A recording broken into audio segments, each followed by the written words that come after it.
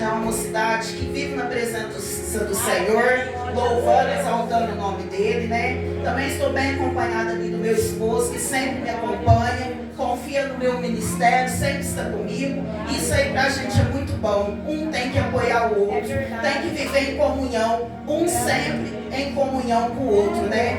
Também está ali meu filho, né? Um profeta do Senhor, um servo do Senhor, que eu falo assim que ele é o meu maior companheiro, né? Que tudo que eu chamo, ele está presente, né? Então eu sempre falo, vamos no culto, ele está ali comigo, né? E é um jovem de 13 anos, né? Um adolescente de 13 anos, né? Mas eu creio que Deus tem obra na vida dele e já está tratando, é por isso que Deus traz, né? Eu também quero agradecer aqui nossa irmã, Selma, com a filha e esposa, que também veio nos acompanhar hoje, né? Sem mais delongas, João 11, a partir do versículo 1. Estava então enfermo um certo Lázaro de Betânia, aldeia de Maria e de sua irmã Marta. Maria era aquela que tinha ungido ao Senhor com unguento. Ele tinha enxugado aos pés com seus cabelos, cujo irmão Lázaro estava enfermo. Mandaram depois suas irmãs dizer: Senhor, eis que está enfermo aquele que tu amas. Jesus, ouvindo isto, disse: esta enfermidade não é para a morte, mas para a glória de Deus, para que o Filho de Deus seja glorificado por ela. Ora, Jesus amava a Marta e a sua irmã e a Lázaro. Ouvindo, pois, que estava enfermo, ficou ainda 2 dias no lugar aonde estava. Meus irmãos, somente até aqui, pode tomar seus assentos, glorificando o nome santo do Senhor. Meus irmãos, a palavra do Senhor vai falar sobre a ressurreição de Lázaro. A Bíblia vai falar que Lázaro era amigo de Jesus. Lázaro, Maria e Marta, essa família, eles eram amigos de Jesus. E para você ser amigo de alguém, você tem que ter intimidade com ele. Então a Bíblia fala que Jesus amava essa família de uma forma diferente. Mas o que eu acho mais interessante na palavra do Senhor, que a Bíblia vai falar que essa família também amava Jesus. Eles tinham uma certa intimidade com Jesus. A Bíblia vai falar que então Lázaro, ele fica enfermo. Mas quando eu começo a estudar a Bíblia, eu tenho o costume de avaliar o contexto e voltar alguns capítulos atrás. E uma certa passagem no livro de Lucas, se eu não me falho a memória, capítulo 10, do versículo 38, vai falar que Jesus chega à casa de Maria e Marta. E a palavra vai falar que ali Jesus começa a falar sobre o ministério dele, sobre a palavra dele. Mas a Bíblia vai falar que Marta, ela é o quê? Marta é ansiosa, Marta ela é preocupada, mas Maria não, Maria se prostra e quer ficar com a melhor parte. E qual que era a melhor parte? Era ouvir a palavra do Senhor. Eu já quero ministrar algo hoje em sua vida. Às vezes a gente vai preparar um culto, um evento na igreja, a gente está preparado, a gente está preocupada. Quem que é o irmão que vai vir? Se o pregador que vai vir é mais usado que aquele? Qual que é a cortina que você vai pôr? Se o vaso da decoração ficou bom? Nós estamos hoje agindo como Marta. Mas eu quero te falar hoje, fica com a melhor parte, que foi a que Maria fez. Maria quis ficar com a palavra do Senhor. E eu comecei a questionar o Senhor sobre isso. Falei: Senhor, por que o Senhor já me levou no contexto do livro de Lucas? Aí Deus falou para mim: Marta estava afligida, Marta estava preocupada com os fazeres de casa. Como que ela ia servir ao Senhor? Marta achava que servir ao Senhor era ali dar o melhor, a melhor comida, a melhor bebida.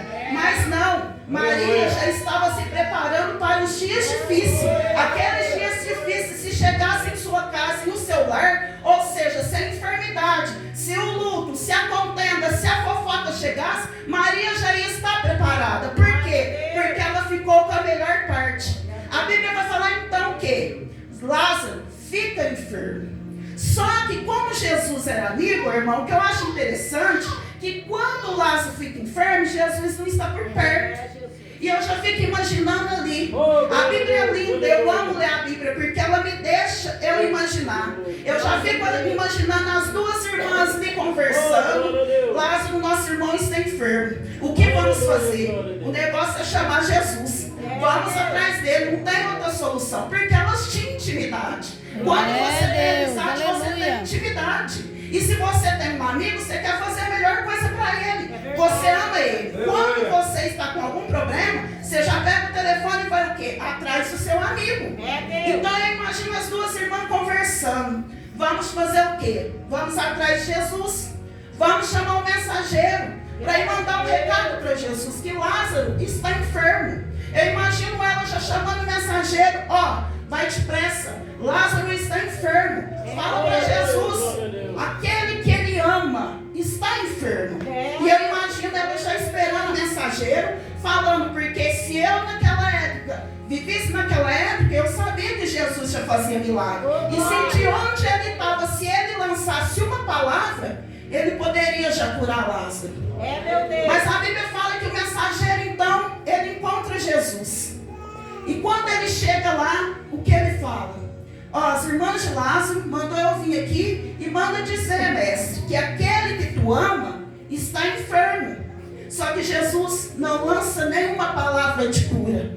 Jesus não lança nada. O que eu quero deixar bem claro para você que quando Jesus está em silêncio na sua vida, obra diferente ele já está fazendo. Amém. Quando Jesus está em silêncio é porque ele já está operando maravilhas. O silêncio de Deus não quer dizer que ele não está vendo o que você está passando. O que Jesus fala para aquele mensageiro, manda falar para elas que o que acontece nesse momento, ou seja, essa enfermidade não é para a morte, mas é para o nome do Senhor ser glorificado. Eu imagino a alegria do mensageiro indo embora. Agora eu chego lá e eu vou falar para Marta, vou falar para Maria, que o irmão dela vai ser curado, porque a enfermidade não é para a morte. Mas o que eu acho mais interessante, que quando o mensageiro volta, Lázaro já está morto. Ele imagina ele batendo na porta, Marta, Maria, o mestre manda dizer, a enfermidade não é para a morte. Eu imagino já Maria vindo triste. O que você está arrumando, mensageiro? Vamos para o dia de hoje para você entender. Você está ficando louco? O que você está arrumando? Meu irmão já está morto. Não vai ser para a morte, ele já morreu. Eu já imagino o mensageiro falando, Jesus ficou doido. Olha o que Jesus está fazendo eu passar. Jesus está fazendo eu de mentiroso. Ele falou que a enfermidade não era para a morte. Eu chego aqui para dar o recado e ele já está morto. Eu fico imaginando essa cena, porque eu gosto de entrar na história. E aí a Bíblia vai falar que o mensageiro vem e fala que a enfermidade não é para a morte. Grande Deus. Só que a Bíblia vai falar. A minha filha ela teve depressão de último grau. São 5 estágios essa depressão. E ela já estava no último. A minha filha ela ficou 9 meses em cima de uma cama. Ficava 4, 5 dias sem se alimentar. 3 dias sem tomar banho. Não escovava os dentes. E o que era pior, o inimigo afligindo a mente dela dia e noite. Ela ficava naquele quarto com vários demônios ali. E quando ela começou, um dia antes dela começar por essa depressão, a minha sogra, mas minha cunhada me fez convite para mim estar indo na igreja. E eu comecei a ir, e lá Deus usou uma serva dele para falar comigo, e até hoje eu não saio mais dos caminhos do Senhor. Glória a Deus. A honra e glória do Senhor. Só que eu já fui pelo impulso e meu esposo também já foi em seguida. E foi uma libertação muito rápida. Deus libertou nós muito rápido das coisas. Glória a Deus. Mas o inimigo ali começou a trabalhar na vida da minha filha. Todos os dias, quando dava, depois das 5 horas, ela começava a me gritar, pedindo uma faquinha. A faquinha era aquele apontador. E ali ela punha um louvor e começava a se mutilar. Ela se cortava, e aquilo ali passava horas, ela escutando aquele louvor e se mutilando. E nós, novo convertido, não conhecia Jesus com toda a intimidade. A gente às vezes ficava sem saber o que fazer. Eu saí do serviço e aquilo ali era constante, era todo dia. Tinha dia, meu esposo viajava, ficava eu, meu filho e o namorado dela, que hoje é esposo dela. Eu não conseguia ver a irmã, ela se cortando, aquilo doía em mim. Mas Deus sempre usava o meu filho para falar, essa enfermidade não é para a morte, é para o nome do Senhor ser glorificado. É onde que hoje eu vi a passagem de Deus falando no meu coração. É isso que você tem que tratar com a a minha igreja. Muitas coisas não é para a morte, não é para acabar, é para o meu nome ser glorificado através da prova, através do deserto, através da luta. Eu lembro que a minha filha tomava 14 calmantes por dia. Às vezes ela passava o dia inteiro dormindo dopada e à noite ela acordava. O pouquinho que ela acordava, ela gritava: eu quero minha faquinha, eu quero minha faquinha. E era a mesma coisa. Foi 5 tentativas de suicídio, 5 enforcamentos. Em todos Deus deu o livramento. Em todos Deus falava comigo e Ele estava presente. Às vezes Deus me mostrava ela enforcada em visão. Eu falava: meu esposo, vamos lá no quarto, que algo está acontecendo. Ele falava: não, está tudo tranquilo. Eu chegava lá e estava enforcada. Deus me mostrava e Deus falava que estava cuidando. E sempre Deus levantava o meu filho. Essa enfermidade não é para a morte, é para o nome do Senhor ser glorificado. Deus enviou vários profetas sobre a minha casa para falar da promessa que Ele tinha na minha vida, na vida dos meus filhos, na vida do meu esposo. Muitos não acreditavam, muitos criticavam. A última vez que eu peguei minha filha enforcada, que eu descuidei um pouquinho, quando eu peguei ela, ela já estava desacordada. E eu cheguei com ela, chamei o primo do meu esposo para nos levar para o hospital. O meu filho me ajudou a desamarrar ela. E nós já começamos ali a glorificar e orar o nome santo do Senhor. E chegando na Santa Casa, o médico falou: olha, eu estou fazendo o que eu posso, mas eu não te garanto nada. E eu falei: quem me garante é o Senhor. O Senhor não me garante nada, mas quem me garante é o Senhor. Eu lembro que a minha filha estava desacordada. E ele falou: eu vou te ser bem sincero, eu não posso mentir para ti. Se ela sair dessa, ela vai para o Allan Kardec e ela vai com sequela. E eu falei: qual que é a sequela? Ela não vai andar, ela não vai falar. Eu falei: em nome de Jesus vai, porque é escolhida do Senhor. Deus tem promessa, ela vai pegar a palavra. Deus tem obra. E eu falei: eu quero entrar, eu quero fazer uma oração para minha filha. Ele falou: eu não posso. Eu falei: Senhor, eu vou chegar no corredor mesmo. E eu fiz essa oração. Falei: Senhor, eu não te pedi. Quem me prometeu foi o Senhor. O Senhor falou que meus filhos era promessa do Senhor. O Senhor falou que o Senhor tinha obra, que o Senhor tinha promessa. Eu não aceito perder minha filha para Satanás. Se for o Senhor recolher, amém. Mas pelo Satanás não. Se o Senhor tem obra, se o Senhor tem promessa, Senhor, tira ela dessa. E eu farei a tua obra sem reclamar nenhum dia. Eu farei a tua obra, Senhor. E se algum dia eu te dizer não pelo teu chamado, o Senhor pode recolher um de nós. E foi essa oração. Eu lembro que o enfermeiro falou: entra aqui, sua filha está te chamando. Louvado seja Deus, glorifica o nome dele por isso. Glorifica o nome dele por essa. Por que Deus fez. É assim que Deus faz. Deus permitiu. E há muito tempo depois da igreja, eu achava que Deus tinha tratado com ela. Eu falava: Deus permitiu uma depressão na minha filha de 9 meses, tomando 14 calmantes por dia, 5 tentativas de suicídio, fora que 2 foi com remédio e 5 enforcamentos.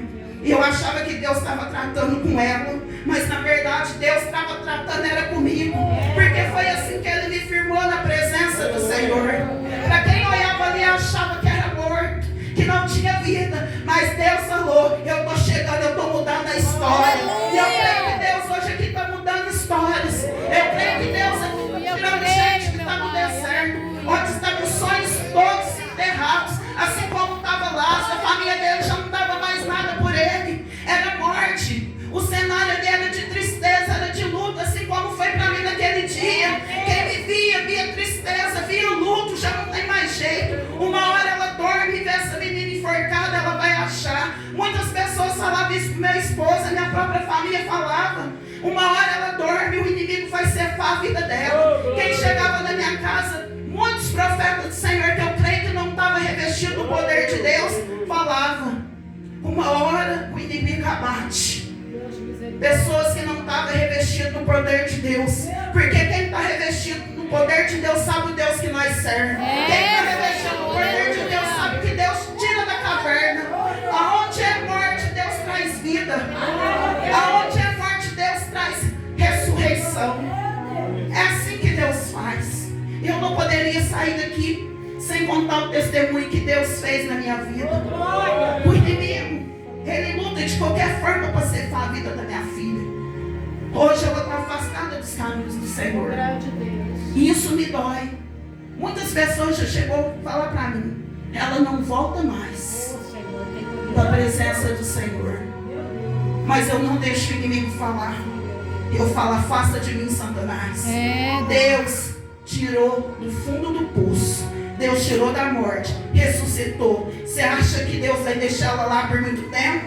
Glória, nem se for amassada, nem se for na cadeira de roda, nem se for no hospital, nem se for na rua mendigando, Deus traz de volta. É doído, mas é assim que Deus faz. Deus não permite. Mas para isso, temos que ser que nem quem? Que nem Maria.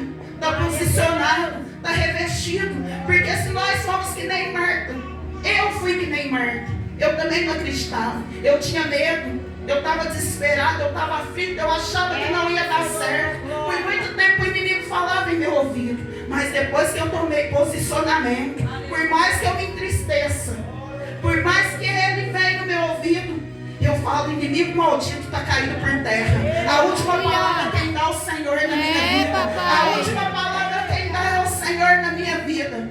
As horas já se avançam. A permissão do pastor local. Eu posso convidar a levita Júlia para louvar o louvor e orar pela igreja? Coloque sobre os pés.